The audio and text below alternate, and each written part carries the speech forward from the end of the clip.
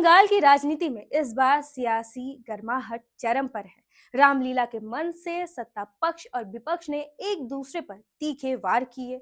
जहां कांग्रेस ने वोट चोरी का आरोप लगाते हुए चुनावी तैयारियों को लेकर सवाल उठाए, वहीं सत्ता पक्ष के लोगों ने पलटवार करते हुए नेहरू परिवार की तुलना बाबर के वंश से की। नमस्कार, आप देख रहे हैं आर्यन टीवी। मैं हूं आपके साथ रुचि सिंह। आज हम आपको दिखाएंगे इस विवाद की पूरी तस्वीरें, रामलीला के मंच से लेकर चुनावी रणनीतियों तक। रामलीला के रंगमंच पर इस बार सिर्फ रामायण की कथा ही नहीं बल्कि सियासी हंगामा भी छाया रहा।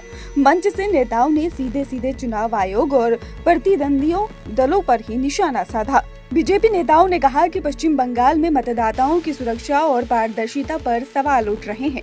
राजनीतिक विशेषज्ञों के मुताबिक ये साफ संकेत है कि आगामी विधानसभा चुनाव में बीजेपी वोट चोरी के मुद्दे को जोरदार तरीके से उठाने की योजना बना रही है। पश्चिम बंगाल की राजनीति हमेशा से ही तीव्र और संवेदनशील रही है। पिछले विधानसभा चुनावों में हिंसा और मतदाता दुरुपयोग के कई मामले सामने आए। विशेषज्ञ बताते हैं कि रामलीला जैसे मंच पर राजनीतिक बयानबाजी करना नई रणनीति नहीं, लेकिन इस बार ये काफी जोरदार और स्पष्ट संदेश देने वाली रही। राजनीतिक दल अब अगले चरण के लिए अपनी रणनीतियां तैयार कर रहे हैं। बीजेपी ने सोशल मीडिया और रोड शो के माध्यम से जनता तक अपनी बात पहुंचाने की तैयारी शुरू कर दी है।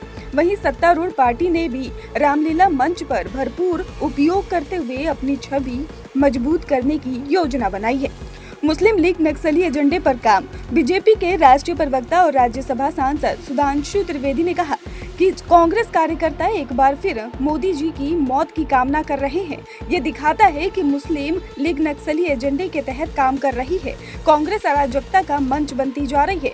त्रिवेदी ने ये आरोप लगाया है कि कांग्रेस ने कई मौकों पर प्रधानमंत्री नरेंद्र मोदी और उनकी मां को भी अपशब्द कहे हैं, लेकिन अब जब पार्टी मोदी की कब्र खुदवाने की बात कर रही है तो उसका भविष्य स्पष्ट है।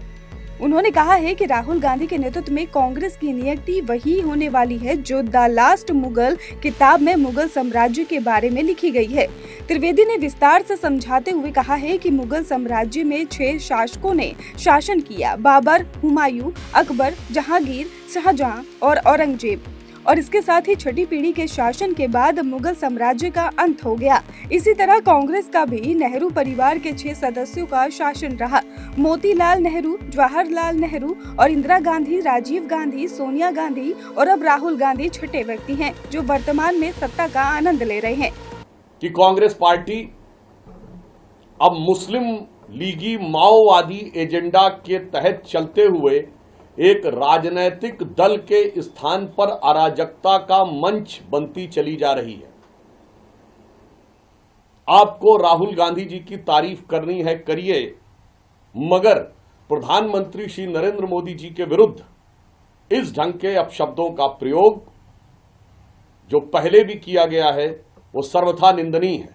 यद्यपि कोई तुलना नहीं है जहां राहुल गांधी जी भारत की राजनीति और अपनी पार्टी के सर्वाधिक असफल और सर्वाधिक उच्छृंखल नेता साबित हुए हैं, वहीं श्री नरेंद्र मोदी जी भारत की राजनीति और भारतीय जनता पार्टी के सर्वाधिक सफल और सर्वाधिक कर्मठ नेता साबित हुए हैं। बीजेपी नेता ने इतिहास के पन्नों में कांग्रेस को दफन करने की बात कही। इसके बाद कांग्रेस का भी वही हश्र होगा जो मुगलों का हुआ था।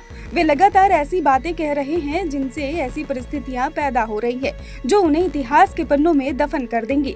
उधर कांग्रेस ने अपनी रैली में बीजेपी पर चुनावी धांधली, ईवीएम में गड़बड़ी और लोकतंत्र को कुचलने के आरोप लगाए थे। हालांकि बीजेपी ने कांग्रेस को आरोपों को और बहुत पहले ही खारिज कर दिया था। अब बीजेपी ने कांग्रेस को परिवारवादी और अराजक करार दे दिया है। तो ये थी रामलीला के मंच से उठी सियासी गर्माहट की पूरी कहानी। बीजेपी और कांग्रेस के बीच जुबानी जंग ने चुनावी माहौल को और गर्म कर दिया है और एक तरफ बीजेपी ने वोट चोरी और कांग्रेस के मुस्लिम लीग नक्सली एजेंडे पर सवाल उठाए, तो दूसरी ओर कांग्रेस ने चुनावी धांधली और लोकतंत्र पर हमले के आरोप लगाए। विशेषज्ञों का कहना है कि इस बार बंगाल की राजनीति और रामलीला जैसे मंच दोनों ही सियासी संदेश देने का जरिया बन गए हैं और आने वाले दिनों में इन मुद्दों का असर स्पष्ट नजर आएगा।